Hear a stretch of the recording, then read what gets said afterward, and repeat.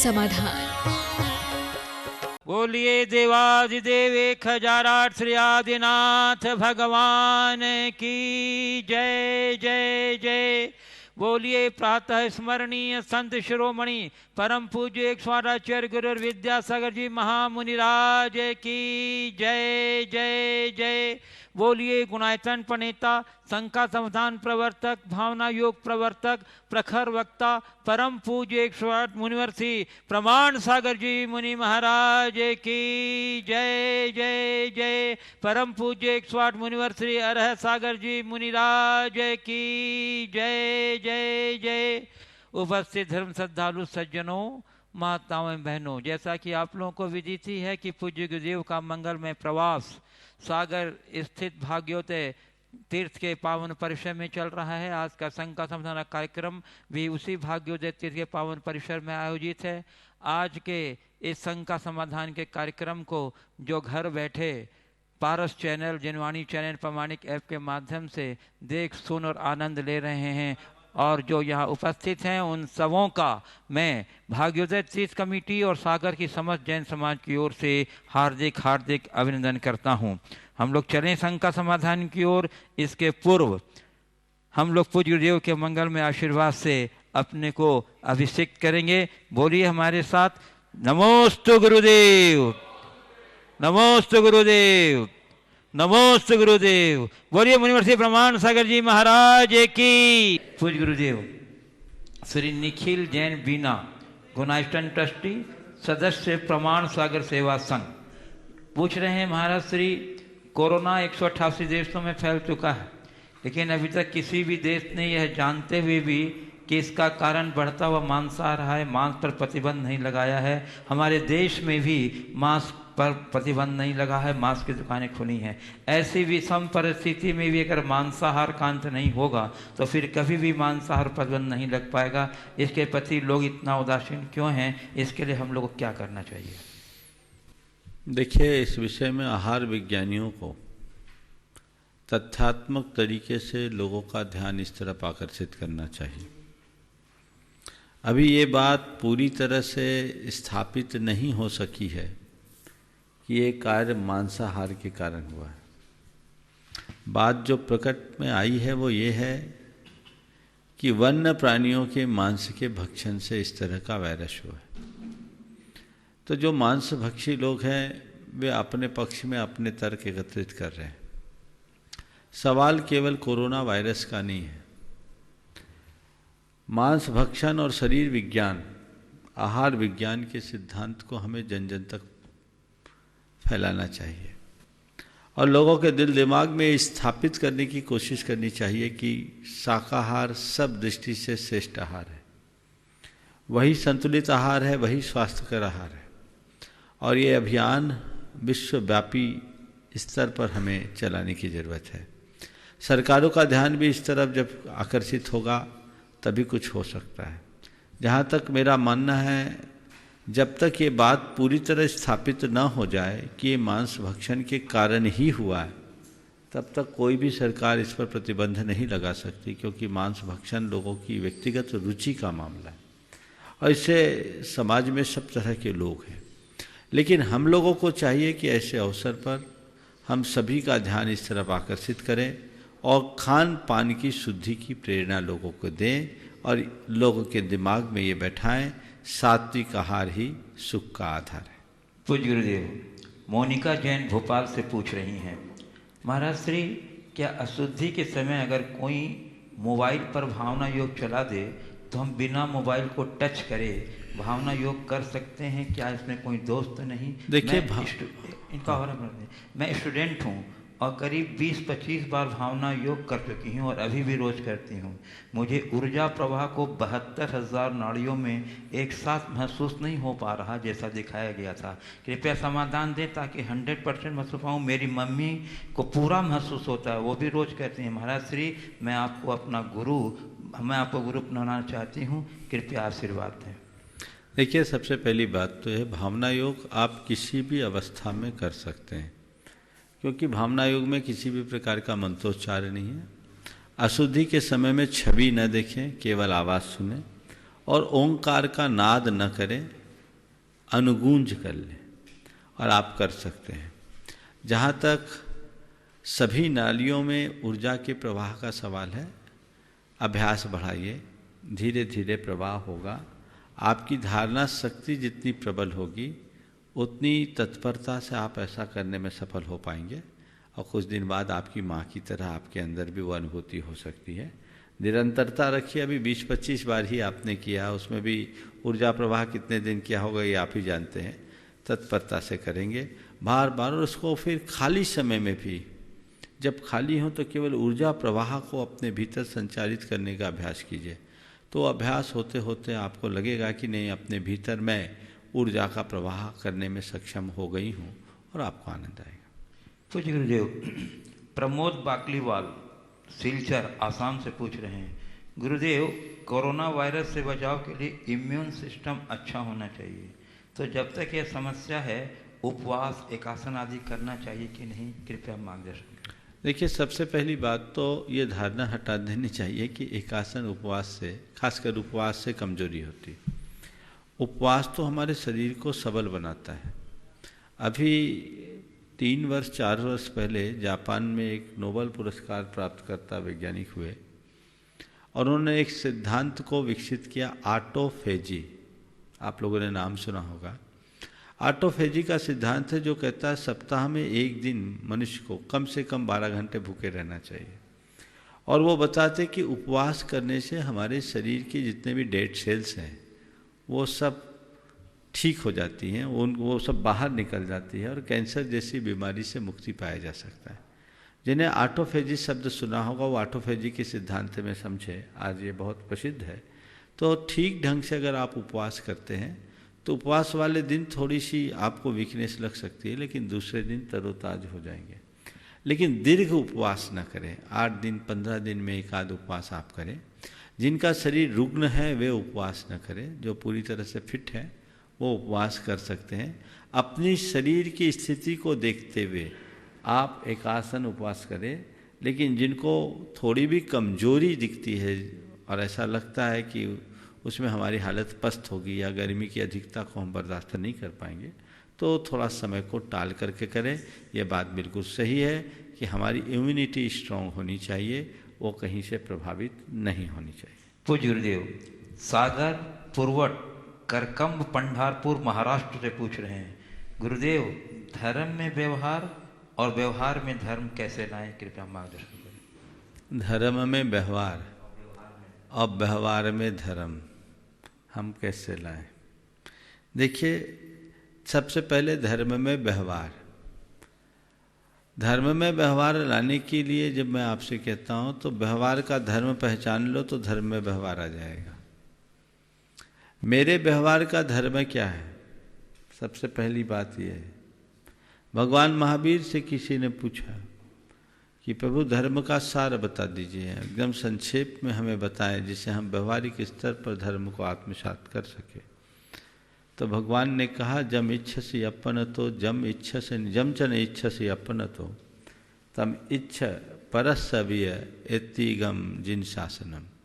जैसा तुम अपने प्रति चाहते हो और जैसा तुम अपने प्रति नहीं चाहते हो, सामने वाले से वैसा ही व्यवहार करो।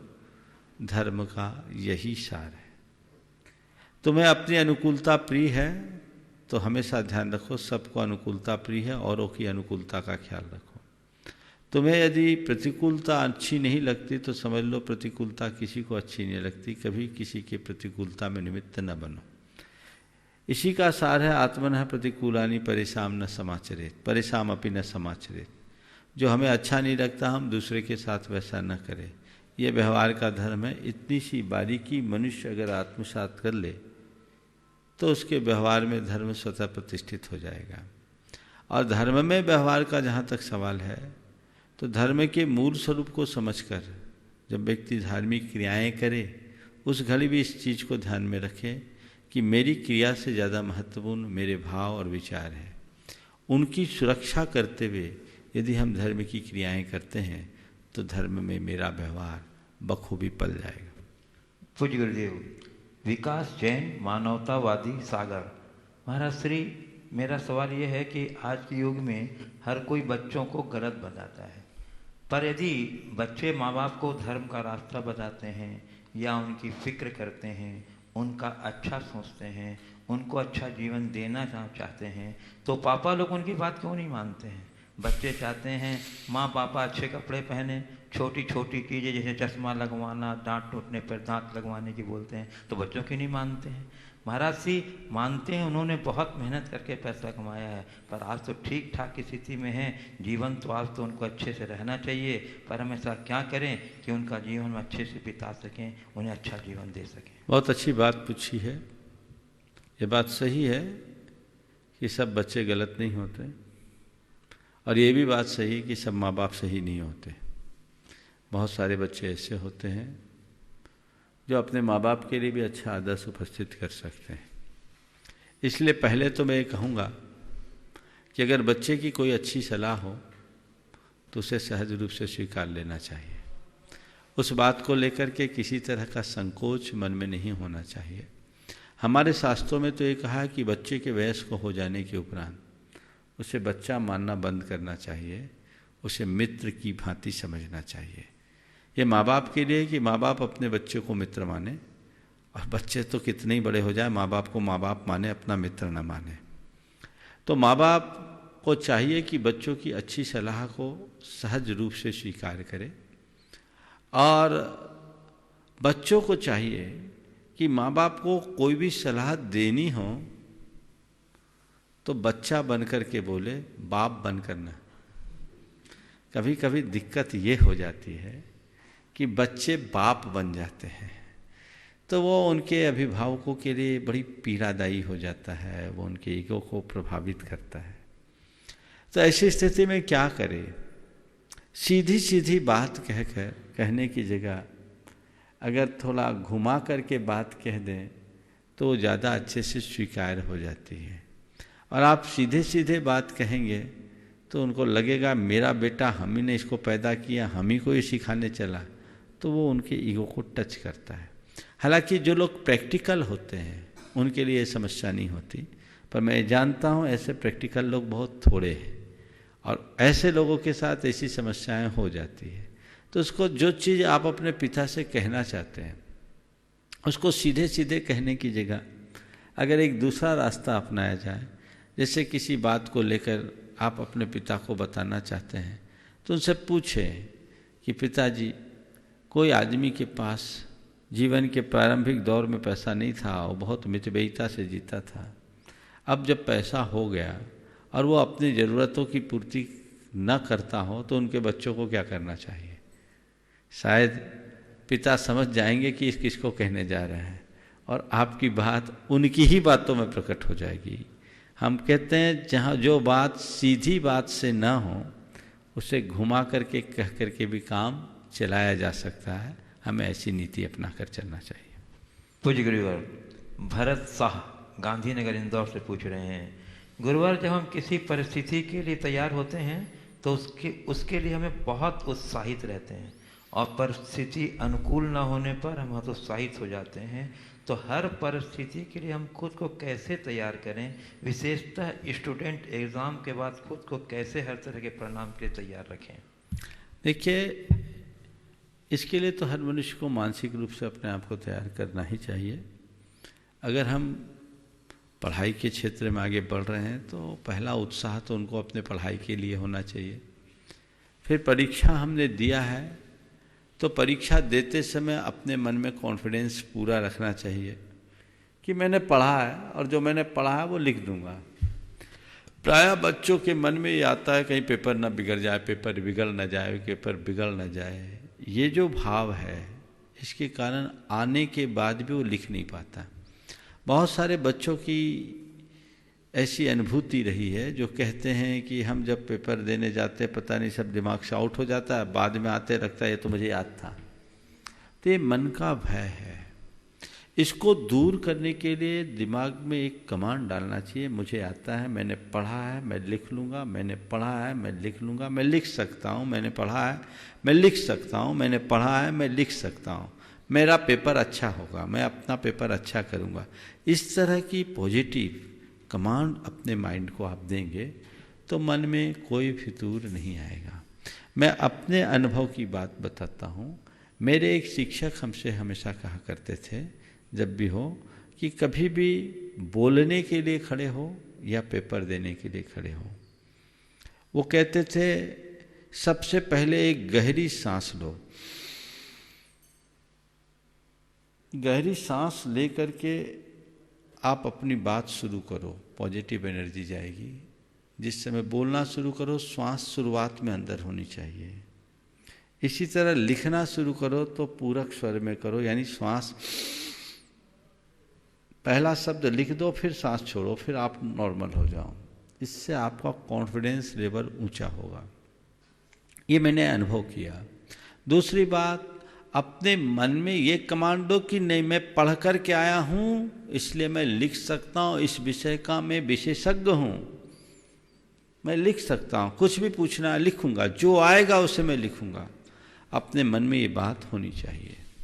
तो इससे पेपर बिगड़ने की संभावना कम होती है। हालांकि इसके पहले व्यक्ति को मन लगाकर अपना कोर्स कंप्लीट करना चाहिए। अब रहा सवाल एग्जाम्स हो जाने के बाद के पोजीशन की। अब मेरा रिजल्ट कैसे आएगा, अब मेरा रिजल्ट कैसे आएगा, अब मेरा रिजल्ट कैसे आएगा। जो लिखा है सो आएगा, इसमें सोचने की बात क्या। कई बार बच्चे आते हैं, महाराज आशीर्वाद दो मुझे अच्छे मार्क्स आ जाए। तो भैया मार्क्स तो वही आएगा जो तुमने लिखा है। अब आज रिजल्ट खुलना है, महाराज आशीर्वाद दे दो मेरा रिजल्ट अच्छा हो जाए। तो भैया वो तो वैल्यूएशन तो हो चुका, उसमें केवल डिक्लेरेशन बाकी है। जो आए उसे सहज रूप से स्वीकार करो। दूसरी बात, एक मानसिकता बदलने की जरूरत है। नंबर को अपनी पढ़ाई का प्रतिमान न बनाए। मैं कितने मार्क्स लाया ये महत्वपूर्ण नहीं है, मैंने कितनी पढ़ाई की ये महत्वपूर्ण है।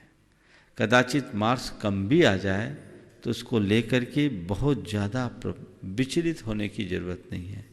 और पेरेंट्स को भी चाहिए कि अपने बच्चों से मार्क्स को लेकर ज़्यादा एक्सपेक्टेशन न रखें।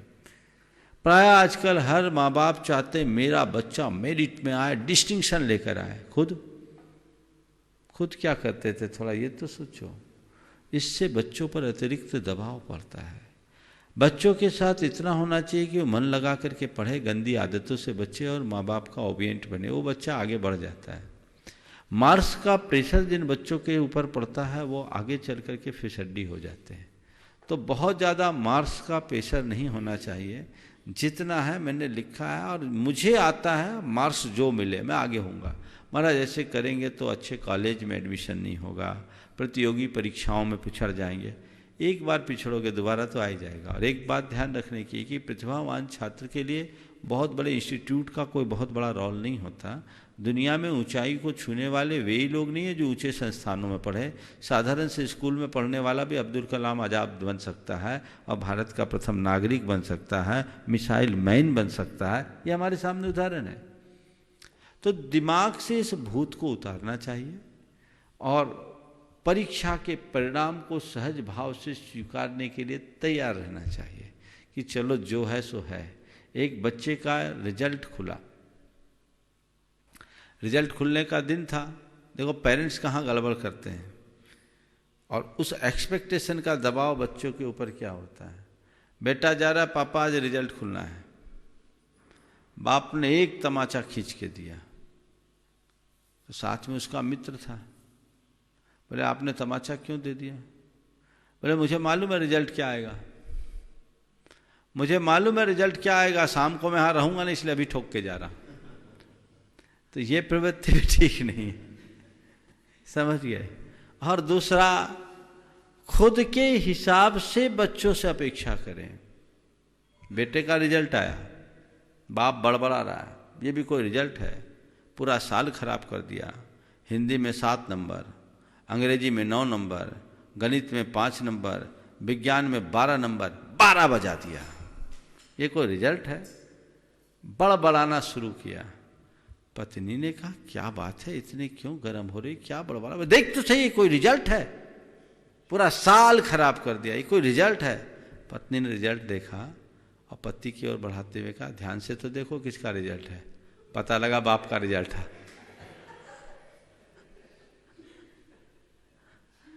तो भाई तुम कहाँ हो ये तो देखो। एक्सपेक्टेशन कम रखें। और बच्चों के लिए बता रहा हूं, रिजल्ट खुला और बच्चा 35% मार्क्स लाया और बड़ा खुश था। 35% मार्क्स और बड़ा खुश। लोगों ने कहा भैया हाईएस्ट तो 99% आया और तू 35% में इतना खुश। बोले इसीलिए तो खुश हो। हाईएस्ट 99% लाया और तू 35% लाकर इतना खुश। बोले इसीलिए तो खुश है। बोले क्यों? बोले 99 वाला भी उसी क्लास में पढ़ेगा जिसमें मैं 35 लेके पढ़ूंगा। थोड़ा सा ऐसा दृष्टिकोण बना करके चलेंगे तो किसी प्रकार का तनाव नहीं रह पाएगा। यह दृष्टिकोण रखना चाहिए और पेरेंट्स को सपोर्ट करना चाहिए। पूज्य गुरुदेव। सुनीता जैन, ऐसे फार्मेसी, चक्रघाट सागर। चकरा घाट। चक्राघाट, हाँ अब याद कर लो, सागर है। चक्राघाट सागर। गुरुदेव, कहा जाता है कि बच्चों को आंगन का पौधा नहीं जंगल का पौधा बनाना चाहिए। तो हम बच्चों को आज के समय अनुसार कैसा माहौल दें कि उन्हें हम जंगल के पौधे की तरह मजबूत बना सकें? बहुत अच्छा वाक्य है। बच्चों को आंगन का पौधा नहीं, गमले का पौधा नहीं, जंगल का पौधा बनाना चाहिए। और आपने पूछा बच्चों को हम कैसा माहौल बनाएं दें कि बच्चे जंगल के पौधे की तरह अपने आप को मजबूत बनाएं। देखिए जंगल के पौधे के साथ क्या होता है, जंगल में पौधा एक बार उगता है तो उस पौधे के लिए विशेष रख रखाव की बात नहीं होती। वो खुद मौसम से जूझते जूझते खड़ा होता है। हम बच्चों को क्या करते हैं, ज़्यादा लाड प्यार, ज़्यादा केयरिंग करने से उनको हम डिपेंड कर देते हैं, तो चीज़ों को झेलने की ताकत नहीं हो पाती उनके पास। हमें चाहिए कि हम उन्हें शारीरिक, मानसिक, बौद्धिक और भावनात्मक स्तर पर मजबूत बनाएं, उसे अभाव और अल्पता में जीने का अभ्यासी बनाएं, प्रतिकूलताओं को सहने में समर्थ बनाएं और थोड़ी थोड़ी चुनौतियों का सामना करने की आदत डालें। तब बच्चे मजबूत होंगे। थोड़ा सा संघर्ष करने का आदी बनाना चाहिए। आजकल मैं देखता हूं कि माँ बाप अपने बच्चों को खूब सुविधाएं देते हैं और ये सुविधा उनको अंदर से कमजोर बनाती है। दृष्टिकोण बदलना चाहिए। पहले अनेक संतान होते थे तो माँ बाप बच्चों के प्रति बहुत ज़्यादा ध्यान नहीं देते थे और बच्चे गिरते पड़ते खेलते कूदते मजबूत हो जाते थे। अब आजकल एक ही बेटा है, एक, तो बस माँ बाप पूरा लाड उसी को उड़ेलते हैं। मुझे याद है जब हम छोटे थे, आप लोगों को भी होगा, घर में अगर कहीं कोई मिठाई आती थी या कोई विशेष चीज़ आती थी तो सबके हिस्से बंटते थे। अनुपस्थित व्यक्ति की पाती की चीज़ अलग रख दी जाती थी कि वो आएगा तो उसको दिया जाएगा। अब एक बच्चा है, बच्चा आगे भागता है, माँ पीछे भागती, बेटा खा ले खा ले खा ले, और बेटा कहता नहीं खाना। ये बहुत बड़ा अंतर आया। उसको इतनी सुविधाओं का आदी बना दिया जाता है कि वो किसी भी प्रकार की प्रतिकूलता को सह पाने में समर्थ नहीं होता। आज भी ऐसे लोग हैं जो अपने संतान को मजबूत बनाने का प्रयत्न करते हैं। मेरे संपर्क में एक बड़े उद्यमी हैं जिनके घर में ऑडी और जगुआर जैसी गाड़ियां हैं, लेकिन वो व्यक्ति अपने बच्चे को साधारण स्कूल में, जहाँ कोई एयर कंडीशन की व्यवस्था नहीं, वहाँ पढ़ाए और घर से पैदल बस तक छोड़ने आते, नॉन एसी बस से बेटे को स्कूल भेजते और बेटा स्कूल से घर आता। चाहे तो उस बच्चे के लिए एक अतिरिक्त गाड़ी की व्यवस्था की जा सकती, लेकिन उस व्यक्ति ने नहीं किया। मैंने चर्चा में पूछा तो उन्होंने एक बहुत महत्व की बात कही। बोले महाराज जी, मेरे पिताजी के पास पैसा नहीं था, मैं तो घर से बोरा फट्टी ले जा करके पढ़ाई किया हूँ। मेरे पिताजी के पास पैसा नहीं था, मैं घर से बोरा फट्टी ले जा करके बैठ करके पढ़ाई किया हूँ। महाराज आज मेरे पास पैसा है, पर मैं अभाव में जिया हूँ, मुझे सब तरह का अनुभव है। आज मेरे पास पैसा है, मैं बेटे को सब सुख सुकून दे सकता हूँ, पर मैं जानता हूँ कल मेरे बेटे के पास पैसा रहे इसकी कोई गारंटी नहीं, इसलिए बेटे को अभी से ऐसा अभ्यास होना चाहिए कि कोई परेशानी हो तो उसे झेल सके। मैं कष्ट सहने का अभ्यास सिखाता हूँ। ऐसे माँ बाप ही अपने बच्चों के सही हितैषी होंगे। ये दृष्टिकोण जगाइए तो आपका बच्चा निश्चित है जंगल का पेड़ बनेगा, वृक्ष बनेगा, वृक्ष नहीं बट वृक्ष बनेगा जो सबको अपनी छाया प्रदान कर सकेगा। वो प्रयास कीजिए। पूज्य गुरुदेव, ऋषभ पांड्या रांची से पूछ रहे हैं, गुरुदेव महाराज श्री, आपने इस मंच से कई बार अपने जीवन की एक घटना का वर्णन किया है जिसमें आपके एक हाथ की नस सूख गई थी और जिसका मेडिकल साइंस में कोई उपचार नहीं था, पर आपने अपने मानसिक रेडिएशन निर्देशों के माध्यम से उसे ठीक कर लिया। महाराज श्री, आज दुनिया में कई ऐसी बीमारियां हैं जिनका इलाज नहीं है, जैसे कि AIDS, cancer, sugar, corona, paralysis. मेरा आपसे प्रश्न है कि क्या इन सभी बीमारियों का पूर्ण इलाज भी मेंटल रेडिएशन या निर्देशों द्वारा हो सकता है? और यदि है तो गुरुदेव मेरा आपसे विनम्र निवेदन है कि इस तरह अब आपने मानसिक बीमारियों, समस्याओं के लिए भावना योग बनाएं, उसी प्रकार इलाज शारीरिक कष्टों के लिए भी कुछ ऐसा ही करें। जैन धर्म का काम कम समय में विश्वव्यापी प्रभावना करने का मेरी दृष्टि में इससे अच्छा शायद ही कोई उपाय होगा, क्योंकि जहाँ इलाज है वहाँ पूरी दुनिया। बहुत सुंदर बात कही। ये बात सच है कि मेरे हाथ में ऐसी समस्या थी और आज बिल्कुल मेरा हाथ फिट है। हालांकि मैंने चेक नहीं कराया, पर मैंने देख लिया मेरा हाथ जो पतला था 1.25 इंच, वो पतला नहीं है, और हाथ जो पिच्छी उठाने में भी मुझे तकलीफ देता था अब सामान्य। ये पिच्छी उठाने में भी मुझे दिक्कत होती थी, अब वो सामान्य हो गया। तो हमने क्या किया, हमने ऊर्जा के प्रवाह से उस ब्लॉकेज को खोला। ये सब चीजें हो सकती है बशर्ते आपके अंदर वैसी श्रद्धा हो, उतनी तत्परता हो। भावना योग से कई लोगों का कैंसर ठीक हुआ, इसी मंच से लोगों ने बोला। अभी 2 घटना में जो भोपाल में लोगों ने प्रकट की, मैं उनकी चर्चा आपसे करूंगा। एक बहन जी ने, जिसे ब्लड कैंसर था, नियमित भावना योग कर रही है, पिछले 2 सालों से नमोकार मंत्र लिख रही है। अभी भोपाल के प्रवास में 8 दिन के विधान में उन्होंने निरंतर 8 उपवास कर लिए और वो पूरी तरह से अब ठीक है। ये बात इसी मंच से उन्होंने बोला। मैं तो चाहूँगा वो क्लिप भी उस बहन के पास पहुँचा दी जाए, जो उस भाई के पास पहुँचा दे जिनने इसने प्रश्न किया। इसी प्रकार एक RK जैन, जिनका बड़ा मेजर ऑपरेशन हुआ 10 घंटे का, डॉक्टरों ने आशा छोड़ दी थी, कैंसर के शिकार थे वो, भोपाल के ही। वो पहले रांची ही रहे हुए मैकॉन में, और उनको भावना योग करके उनने रेडिएशन दिया, अपनी भावनाओं का ऊर्जा प्रवाह उसके साथ जुड़ा, आज वो ठीक है। ये बात उन्होंने भोपाल में इसी मंच से घोषित की। ये दोनों क्लिप मैं चाहूँगा उन लोगों तक पहुँचा दिया जाए, पर मैं चला करके अभी भावना योग को शारीरिक रोगों की चिकित्सा के आधार के रूप में प्रचारित करना नहीं चाहता। ये जिन्होंने प्रश्न किया इनके पास दोनों क्लिप पहुंचा देना। ये प्रचारित करना मैं नहीं चाहता, क्योंकि मैं चाहता हूँ अभी इस पर और तथ्यात्मक अध्ययन हो। चिकित्सकों की और विशेषज्ञों की एक टीम इस पर काम कर रही है।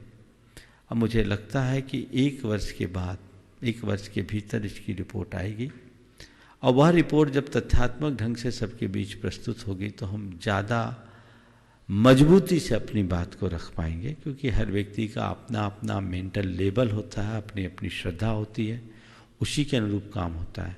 और एक बात हमेशा ध्यान रखना है, सबसे बड़ी ताकत हमारी श्रद्धा का है, जिसे विज्ञान भी कहता है, वो है प्लेसिबो इफेक्ट।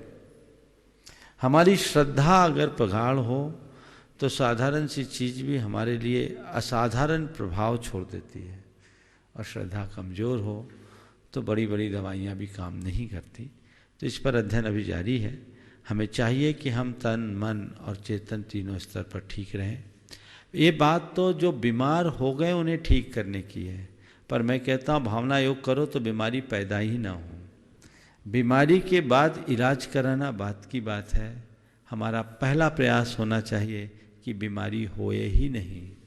अक्सर लोगों के साथ एक विडंबना देखने को होती है, वो अपने स्वास्थ्य के प्रति, तन मन दोनों के स्वास्थ्य के प्रति जागरूक नहीं है।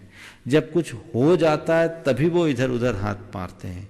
पर आज का जो वातावरण है वो वातावरण हमें यही बताता है कि अपने फिटनेस के प्रति हमेशा जागरूक रहो।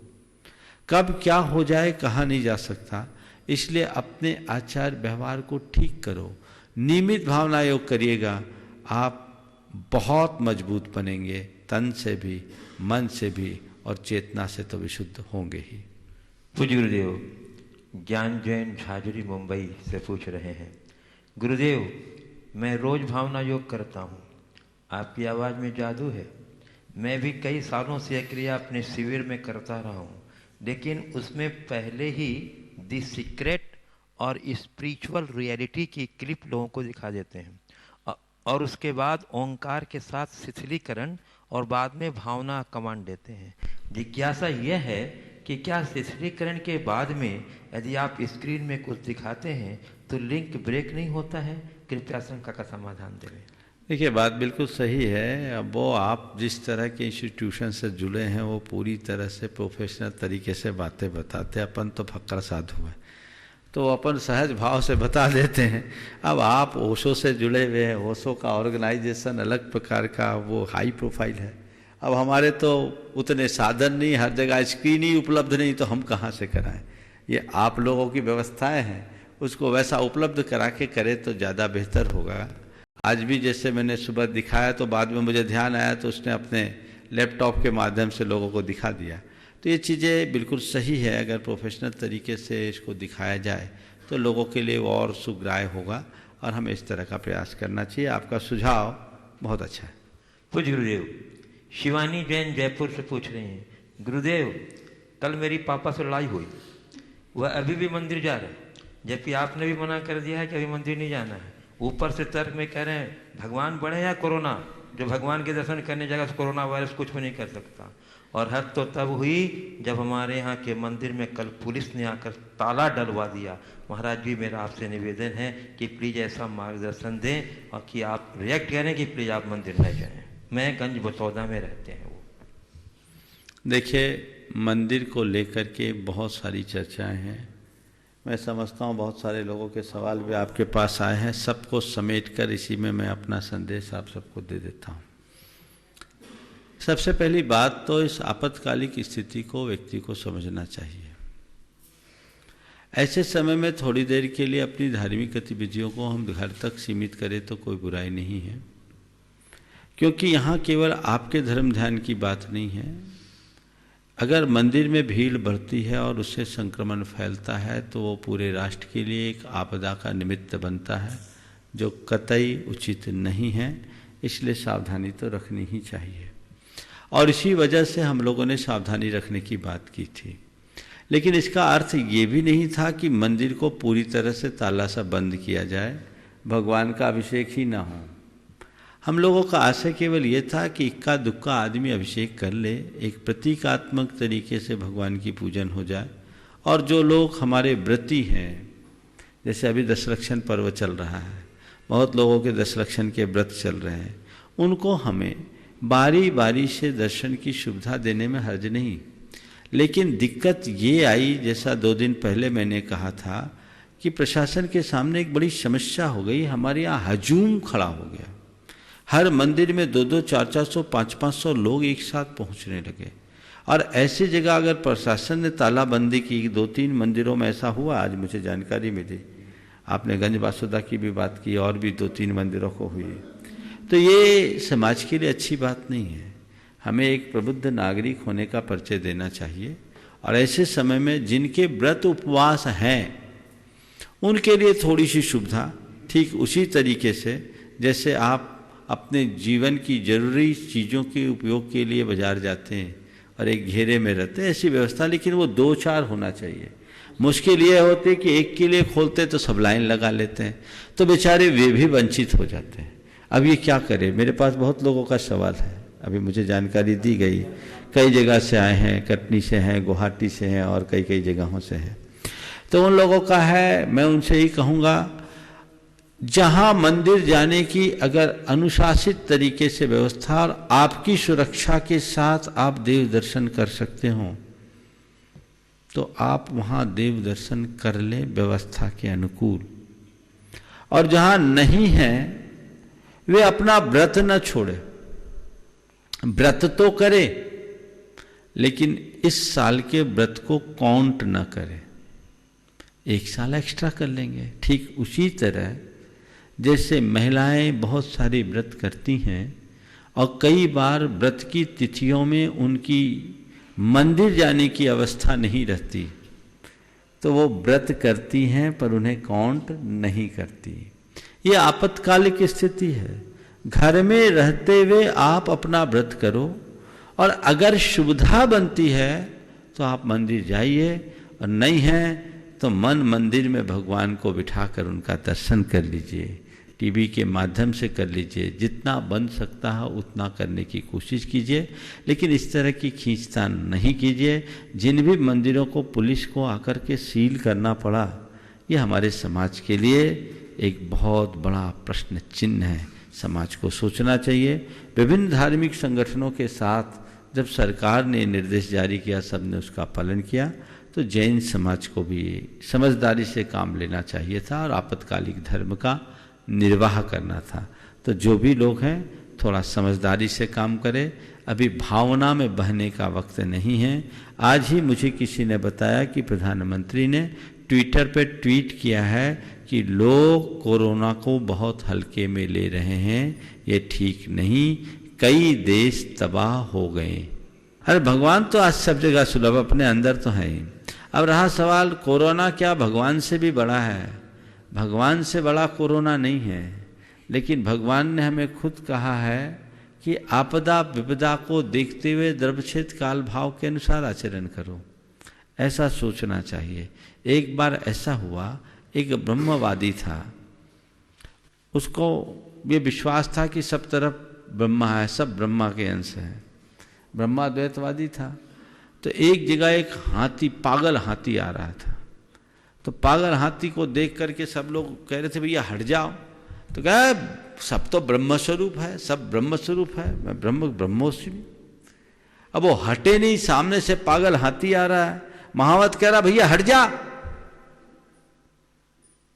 तो बोले नहीं, ब्रह्म हूं मैं, क्यों हटूं, सर्वमिदम ब्रह्मम सर्वम ब्रह्ममयम इदम। अब क्या हुआ, हाथी तो पागल था, आया, सूंड में लपेटा, उछाल दिया एकदम दूर, उसकी हड्डी पसली चूर चूर हो गई। थोड़ी सांसें बची थी, बोला हद हो गई, मैं तो ब्रह्ममय मान रहा था, पर मेरे साथ ऐसा हादसा हो गया। तो सामने वाले ने कहा तुझे अपना ब्रह्म दिख रहा था, महावत का ब्रह्म क्यों नहीं देखा जो तुझसे कह रहा था भैया हट जा। अगर महावत की बात मान लिया होता तो तेरी दशा ये नहीं होती। तो मैं यही कह रहा हूं, भगवान की ही आज्ञा है कि अपनी धर्म की चर्या को द्रव्य क्षेत्र काल भाव के अनुसार करो। चरदु जहाजोगम दब्बम खेतम कालम चनाउन, ये मुनियों तक के लिए कहा है। तो आप तो गृहस्थ हो, इसलिए इन सब बातों को ध्यान में रख करके काम करना चाहिए। एक चर्चा और आई, उसका भी खुलासा आज के संदर्भ में मैं कर लेना चाहता हूं। एक मैसेज वायरल हो रहा है किसी का कि अब भगवान की किसी के काम नहीं आ रहे हैं।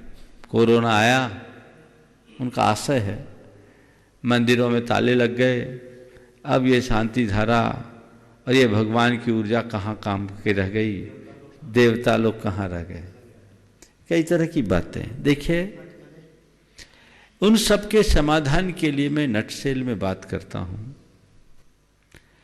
कि इसे थोड़ा ठीक तरीके से समझिए। आज भी भगवान की भक्ति और शांति धारा का प्रभाव किसी रोगी पर पड़ता है, पड़ सकता है और वो ठीक हो सकता है। मैं तो कहूँगा कि कोई कोरोना से पीड़ित है और वो नमोकार जपता है, भगवान का नाम लेता है, उसे गंधोदक दिया जाता है, तो ये उसकी एक रेमेडी बनेगी, इसमें कोई संशय नहीं है। और आम आदमी की अपेक्षा वो जल्दी ठीक होगा। लेकिन एक बात ध्यान रखना, मंदिर क्यों बंद किए? मंदिर से ठीक हो जाए तो हम इतना ही कहते, कहीं आग लग जाए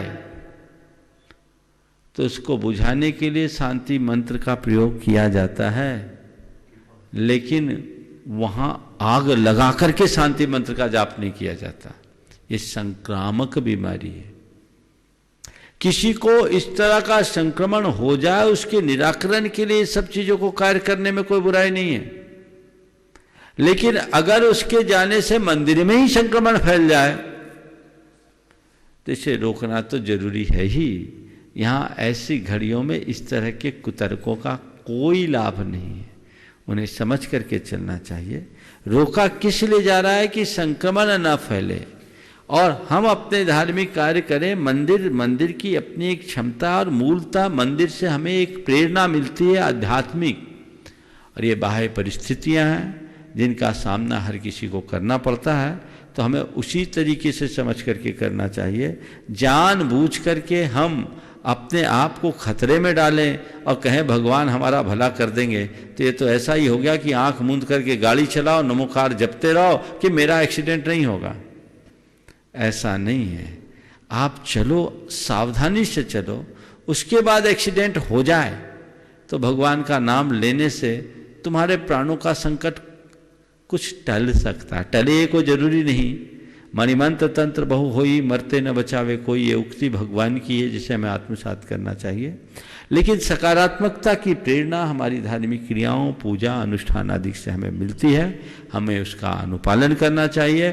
और ऐसे समय में इस तरह के थोथे तर्कों में उलझने की जगह हमें मंगल भावना भानी चाहिए कि जग में शांति हो, सबका मंगल हो, सभी सुखी हों और ये त्रासदी जल्दी से जल्दी दूर हो।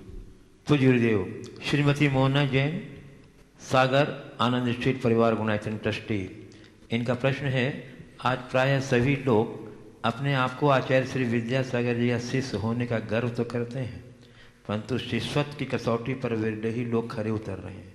ऐसा क्यों और यह कहाँ उचित है? गुरुदेव, शिष्यत्व की कसौटी क्या है, कृपया इस पर प्रकाश डालें। बहुत सुंदर। शिष्यत्व की कसौटी आपने पूछा है। मैं एक ही कसौटी जिसे देख करके लोग उसके गुरु को याद कर ले, समझ लेना वो शिष्य अपने शिष्यत्व की कसौटी पर खरा उतर गया है। तुम्हारे आचरण को देखे कहे देखो इसका आचरण कितना उत्तम है, अमुक इनके गुरु वो हैं। इसके विरुद्ध यदि किसी को देखे, बोले देखो उनका चेला बना है और क्या कर रहा है, तो ये ठीक नहीं। हमें हमेशा अपने आचरण से गुरु के गौरव और गरिमा को बढ़ाना चाहिए। यही गुरु के प्रति कृतज्ञता है और यही शिष्यत्व की कसौटी है। अगर हमें भाग्य से श्रेष्ठ गुरु की कृपा मिली है तो अपने जीवन में वैसी श्रेष्ठता भी प्रकट करने का प्रयास करना चाहिए।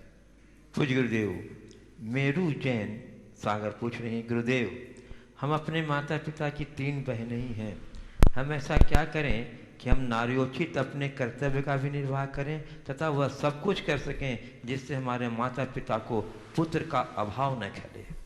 अपनी मर्यादा में रहते हुए अपने आप को सब तरह से सक्षम और समर्थ बनाओ और जहाँ जो आवश्यक हो वो कार्य करते जाओ। अपने आप आपके माता पिता को, बेटी और बेटा दोनों का सुख मिल जाएगा।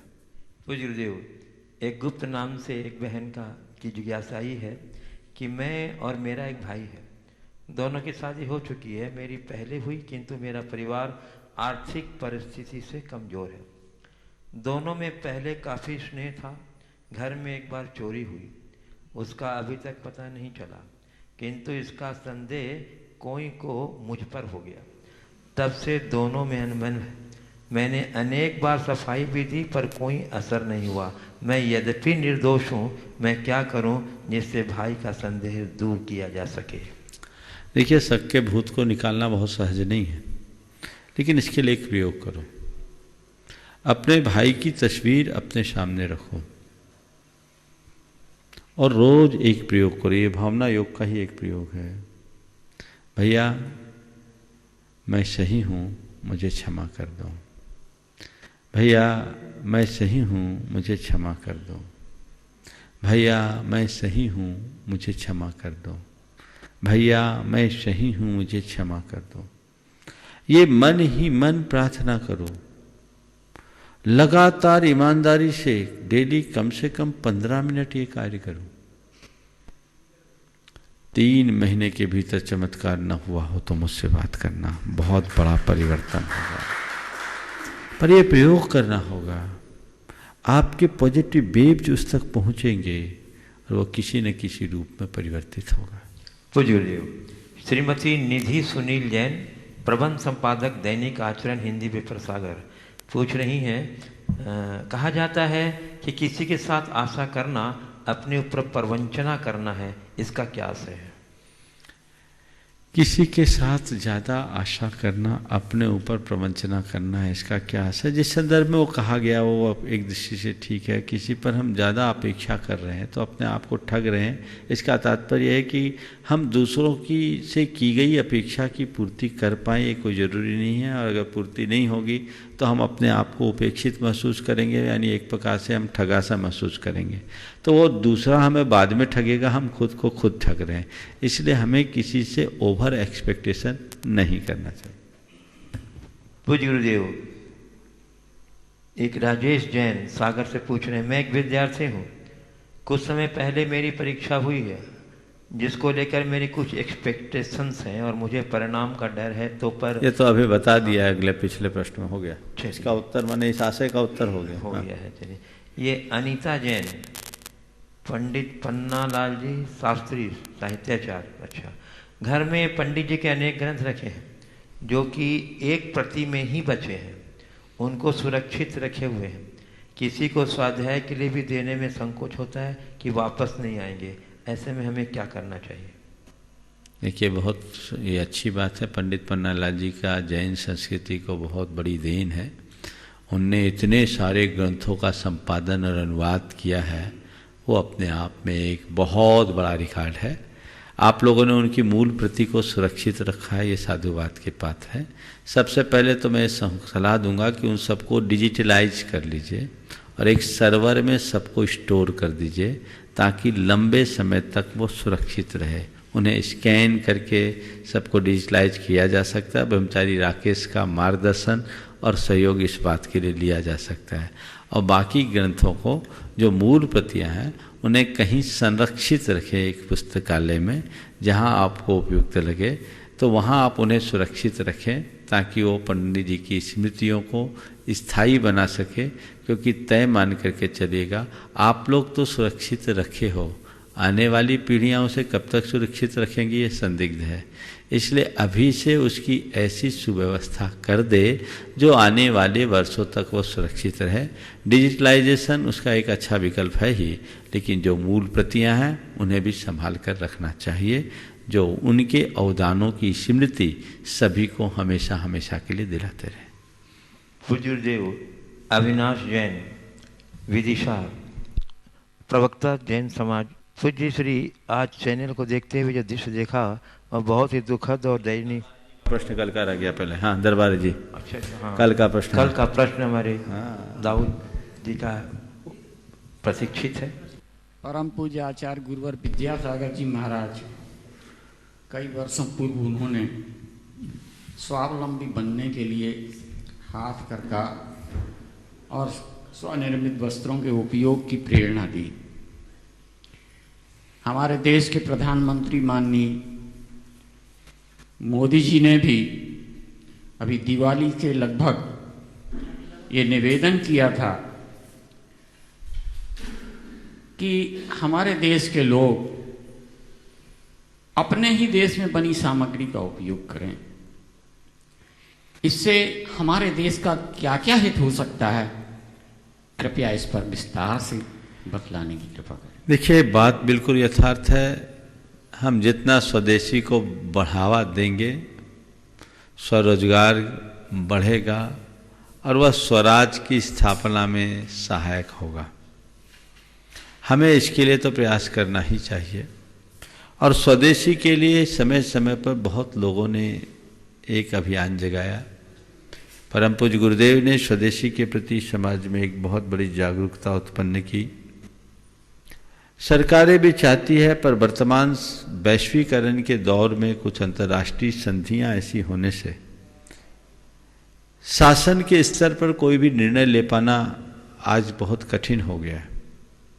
लेकिन अगर जनता में जागरूकता आ जाए तो ये बहुत सहज हो सकता है। वर्तमान में जो अभी त्रासद दौर है, ये तो इस बात का और माने आधार बन गया है कि हम अभी स्वदेशी के प्रति जागरूक हों। इस लॉकडाउन के बाद भारत की अर्थव्यवस्था बुरी तरह प्रभावित होगी। ऐसे समय में लोग अगर अपने स्वदेशी को बढ़ावा देंगे तो उसके बहुत अच्छे परिणाम आएंगे। प्रधानमंत्री जी ने कहा था कि माह में हम साल में एक स्वदेशी वस्तु को जरूर खरीदें, ऐसा उन्होंने कहा था। हमें इस पर ध्यान देना चाहिए और हमारा प्रयास करना चाहिए कि जिसका देशी विकल्प है, कम से कम वो चीज़ तो हम विदेशी न खरीदें। मुझे आज सुनकर बड़ी प्रसन्नता हुई कि प्रधानमंत्री जी ने, भारत सरकार ने आपकी वेंटिलेटर आदि का देशी विकल्प तैयार कर लिया है और जो कोरोना के टेस्ट है उसके लिए भी देशी किट तैयार हो गई है और बहुत जल्दी वो उस देश में आने वाली है। ये एक बहुत अच्छी शुरुआत है। तो हम भारत में भारतीय वस्तुओं को विशेष रूप से उपयोग लेने की कोशिश करें। हम भारतीय बने और भारतीय खरीदे का नारा आज लोगों के मन में होना चाहिए। यदि ऐसा हो गया तो ये बहुत अच्छा होगा और इसकी आज बड़ी आवश्यकता है। तभी हम देश को संभाल सकेंगे, समुन्नत कर सकेंगे। आपने सही समय पर सही बात पर सबका ध्यान आकृष्ट किया है और ये प्रत्येक देशवासी की जवाबदारी होती है। आप ब्रांडेड के चक्कर में न पड़े। आप जो हो अपने देश की चीज़ों को इस तरीके से खरीदें कि वो अपने आप में ब्रांड बन जाए। वो अपनी एक पहचान है, हमें उसे ध्यान में रख करके चलना चाहिए। एक संकल्प सभी लें कि जिसका देशी विकल्प होगा उस चीज़ को हम विदेश से नहीं खरीदेंगे। और साथ ही साथ एक चीज़ और जोड़ें, हम ऑनलाइन परचेजिंग बंद करेंगे, लोगों से प्रत्यक्ष जा कर के ले, ताकि लोगों को अधिक से अधिक रोजगार मिले। ये एक बहुत बड़ी आवश्यकता हो गई, इस पर ध्यान देना है। इसी तरह कल हमने महावीर जयंती के संदर्भ में जो बात कही थी, आज फिर आप लोगों के बीच दोहरा रहा हूँ। इस बार की महावीर जयंती धूमधाम से मनाना है। जलूस नहीं निकलेगा पर जलसा जरूर होगा। महावीर जयंती में जुलूस नहीं पर जलसा हो। घर घर में महावीर जयंती मनाएं। हर कोई भगवान महावीर के चरणों में अपनी श्रद्धा भक्ति के पुष्प अर्पित करे। और उसका जो शेड्यूल हमने आपको कल बताया था, ये शेड्यूल सब तक पहुंचा दे विभिन्न माध्यमों से। प्रातः 8 बजे लोग अपने घर की बालकनी में, छतों पर, बाहर बरामदे में, जो उपयुक्त स्थान हो, लॉकडाउन की सीमा के भीतर बाहर निकले पूरे परिवार के साथ, घंटी बजाए, थाली बजाए, जो भी वाद्य यंत्र उन्हें बजाए और भगवान महावीर की 5 मिनट तक जय जयकार करे। वो एक प्रकार के प्रभात फेरी का प्रतीक होगा। और उसके बाद हम सब विश्व के समस्त प्राणियों के मंगल कामना के लिए मंगल भावना भाए, मंगल भावना का पाठ करें। और यहाँ 8:15 से 8:30 के मध्य भगवान का अभिषेक लाइव आप सबको देखने को मिलेगा, जो पारस चैनल और जिनवानी चैनल दोनों में होगा। और भगवान की पूजा भी होगी। 8 बजे से 8:05 तक थाली बजाना और उसके बाद मंगल भावना भाना, और ये उसके बाद अभिषेक पूजन का कार्यक्रम आपको यहाँ देखने को मिलेगा। आप लाइव उसका लाभ लें। और 8:30 से 9:30 बजे तक भगवान महावीर के व्यक्तित्व और कृतित्व पर प्रकाश डाला जाएगा, जो सबके लिए लाभान्वित करेगा। उस दिन हमने कहा था कि 24वें तीर्थंकर भगवान महावीर के इस आदर्श को आत्मसात करते हुए प्रत्येक व्यक्ति कम से कम 24 लोगों को सहयोग देने का एक परिवार के माध्यम से प्रयास करें, ताकि हम 24 पीड़ित लोगों को सहयोग अपनी शक्ति के अनुसार दे सके। इसके साथ ही वर्तमान में कोरोना के कहर से जूझने वाले जितने भी लोग हैं, वो जिला स्तर पर हो, नगर पालिका स्तर पर हो, नगर पंचायत स्तर पर हो, पंचायत स्तर पर हो, अपने ग्राम पंचायत स्तर पर हो, जिस स्तर पर हो उस स्तर पर वहाँ के स्वास्थ्यकर्मी, वहाँ के नगरीय स्थानीय प्रशासन से जुड़े सफाई कर्मी आदि और पुलिस प्रशासन के लोगों को पुरस्कृत करें, उसकी हम घोषणा कर दें। लॉकडाउन पूरा होने के बाद उन्हें विधिवत सम्मानित करें तो ये एक बहुत अच्छा संदेश जाएगा। और शाम के लिए 6 बजे सब अपने सायंकालीन भोजन आदि से निवृत्त होने के उपरांत पूरे परिवार के साथ फिर बाहर की ओर निकले और भगवान महावीर की सभी सामूहिक आरती करें। 10 मिनट की आरती घंटा झालर के साथ, विभिन्न वाद्य यंत्रों के साथ घर घर यात्री आरती करें। और इसमें जो लोग विभिन्न अपार्टमेंट्स में रहते हैं या अपने मोहल्ले पड़ोस और कॉलोनियों के लोगों में, भले वो जैन नहीं हों, पर ये कहें कि भगवान महावीर तो जन जन के आराध्य थे, हमारे भारतीय संस्कृति के आदर्श थे, तो सभी को भगवान महावीर के प्रति अपनी आस्था का अर्घ्य चढ़ाने के लिए प्रेरणा दें, उन्हें भी अपने साथ सम्मिलित करें। तो एक बहुत अच्छा एक रूप बनेगा। और शाम को 6:20 से इसी मंच से फिर उस दिन शंका समाधान का जो लाइव कार्यक्रम होता है, जिसमें भगवान महावीर के जीवन दर्शन से संबद्ध सवाल यहाँ पर किए जाएंगे और हम उनके जीवन आदर्श को आत्मसात करके करेंगे। तो मैं मानता हूँ ये एक अद्भुत महावीर जयंती होगी। और इसके साथ ही आप लोगों की एक सलाह और है, आप सोशल मीडिया में बहुत एक्टिव रहते हैं, उस दिन उसके आगे पीछे के दिन में ही आप भगवान महावीर और उनके उपदेशों की प्रासंगिकता पर आधारित सामग्री पूरे देश विदेश में फैलाएं। लोगों को बताएं कि आज भगवान महावीर के जियो और जीने दो का सिद्धांत, अहिंसा का सिद्धांत, अनेकांत का सिद्धांत कितना प्रासंगिक हो गया।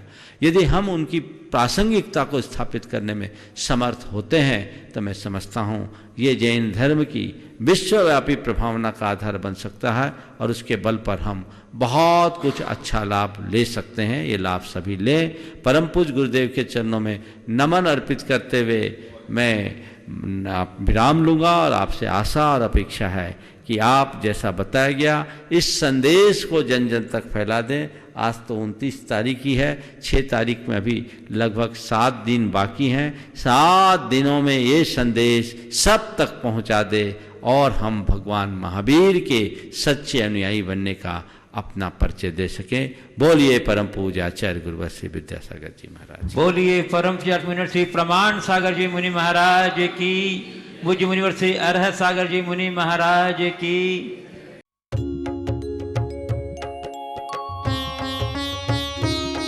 शंका समाधान।